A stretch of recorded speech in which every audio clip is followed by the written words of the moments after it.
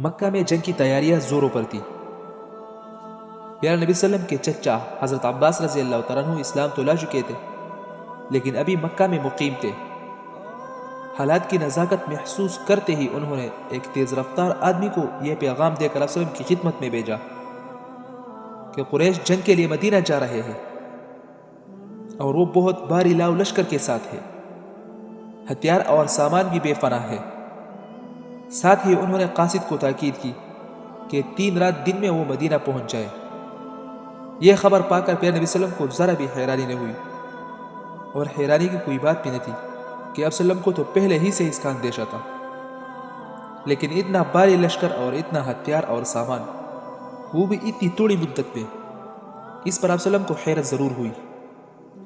ادھر قریشی لشکر کی تیاری دن رات جاری تھی، ہتھیار اور سامان بہت تیزی سے اکٹھا ہو رہے تھے اور بکثرت سپاہی بھرتی کیے جا رہے تھے۔ قریش نے اس کے لیے نہ جانے کتنے قبیلوں سے معاہدے کیے تھے اور نہ جانے کتنے قبائلوں کو ابارا تھا۔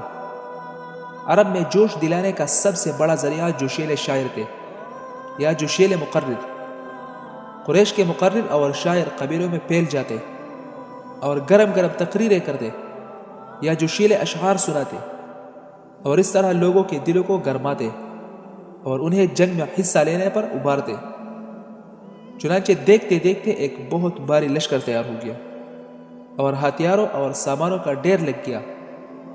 بہت سی عورتیں ایسی بھی تھی جن کے باپ بیٹے بدر میں مارے گئے تھے، اس لیے وہ تو غصے سے بے تاب تھی ہی، اپنے مردوں کو بھی بے تاب کیے ہوئے تھی۔ ان عورتوں میں ہند سب سے آگے تھی۔ یہ عتبہ کی بیٹی اور ابو سفیان کی بیوی تھی۔ بدر میں اس کا باپ، بھائی اور چچا تینوں مارے گئے۔ سن کر اس کا کلیجہ کھولنے لگا اور اس نے قسم کھا لی کہ جب تک خون کا بدلہ نہ لے لیں گے خوشبو نہ لگائیں گے۔ کوچ کا وقت ہوا تو اس نے کچھ اور عورتوں کو تیار کیا اور لشکر کے ساتھ ہو لی۔ لوگوں نے بہت روکنا چاہا لیکن نہ مانی۔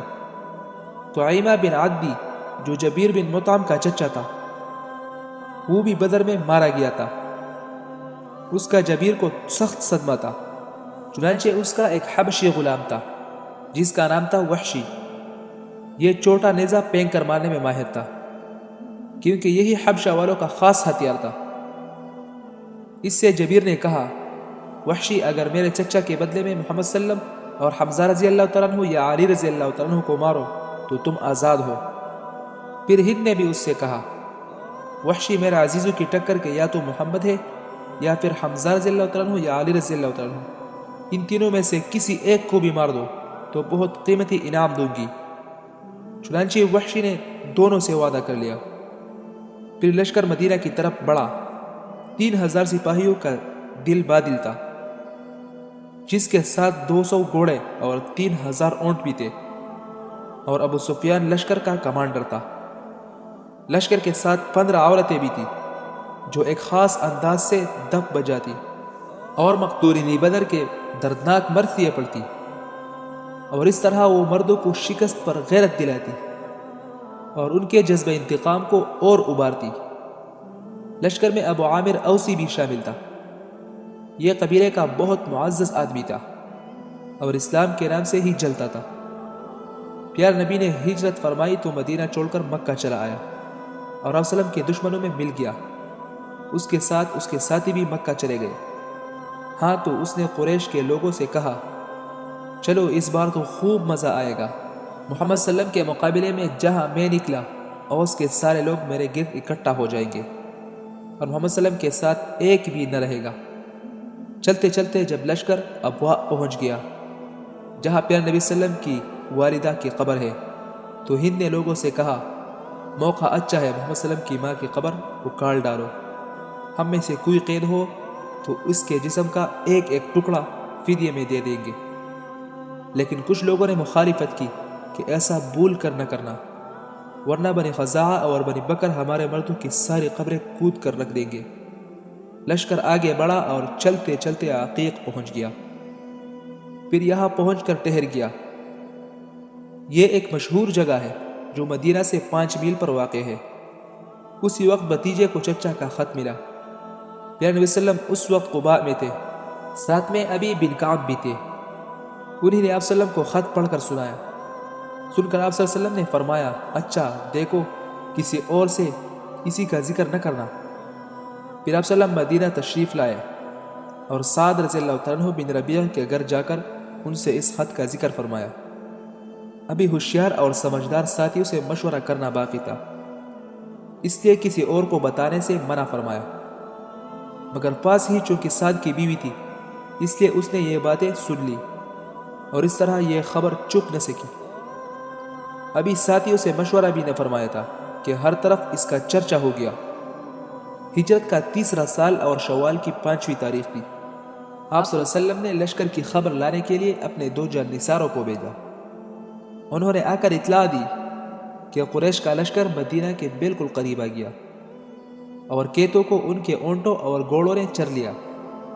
مدینہ کی چراگاہ عریض بھی صاف ہو گئی۔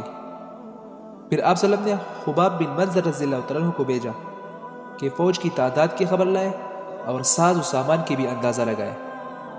چنانچہ انہوں نے جا کر ساز و سامان اور تعداد کا اندازہ لگایا، پھر آ کر آپ صلی اللہ علیہ وسلم کو ساری صورتحال بتا دی۔ مدینہ کی یہ رات بڑے خوف اور گھبراہٹ کی رات تھی کہ انہیں ایک دل جلے اور ظالم دشمن سے پارا تھا جس کی طاقت بھی بے پناہ تھی۔ شہر پر ہر آن حملے کا اندیشہ تھا، اس لیے کچھ بہادر جان بازوں نے جنگی لباس تبدیل کیے اور رات بھر مدینہ کی سرحدوں پر پہرا دیتے رہے۔ سعد بن معاذ رضی اللہ عنہ نے بھی ہتھیار سجے اور تمام رات مسجد نبوی صلی اللہ علیہ وسلم کے دروازے پر ٹہلتے رہے۔ خدا خدا کر کے صبح ہوئی۔ جمعہ کا دن تھا۔ لوگ پیارے نبی صلی اللہ علیہ وسلم کی خدمت میں حاضر ہوئے۔ آپ صلی اللہ علیہ وسلم نے فرمایا، میرا خیال ہے کہ ہم مدینہ میں ہی ٹھہرے اور دشمن سے کوئی چیڑ چاڑ نہ کرے۔ اب اگر وہ وہی پڑے رہے تو خود پچھتائیں گے، اور ہم پر چڑھائی کی تو ہم شہر ہی میں رہ کر ان کا مقابلہ کریں گے اور گیر گیر کر انہیں ڈیر کر دیں گے، کیونکہ مدینہ کی گلیوں اور پگڈنڈیوں سے وہ ہماری طرح واقف نہیں۔ کہو تم لوگوں کی کیا رائے ہے؟ جتنے بڑے اور سمجھدار لوگ تھے سب نے آپ صلی اللہ علیہ وسلم کی رائے سے اتفاق کیا اور خوش ہو کر اس کا خیر مقدم کیا۔ عبداللہ بن ابی اٹھا اور اس نے بھی پرزور تائید کی۔ اس نے کہا، اللہ کے رسول صلی اللہ علیہ وسلم، آپ صلی اللہ علیہ وسلم کی رائے بہت بہتر ہے، مدینہ ہی میں رہیے، باہر نہ نکلے۔ بخدا ہمارا تو بار بار کا تجربہ ہے، جب کبھی ہم نے شہر سے باہر نکل کر دشمن کا مقابلہ کیا تو ذلت اٹھائی، اور کسی دشمن نے شہر پر حملہ کیا تو اس کی بری گت بنائی۔ اللہ کے رسول صلی اللہ علیہ وسلم، انہیں وہی پڑا رہنے دیجیے۔ اگر وہ وہی پڑے رہے تو خود پچھتائیں گے، اور اگر شہر میں گھسے تو ہم گلیوں میں گیر گیر کر انہیں خوب ماریں گے، اور بچے اور عورتیں چھتوں پر سے پتھر برسائیں گی۔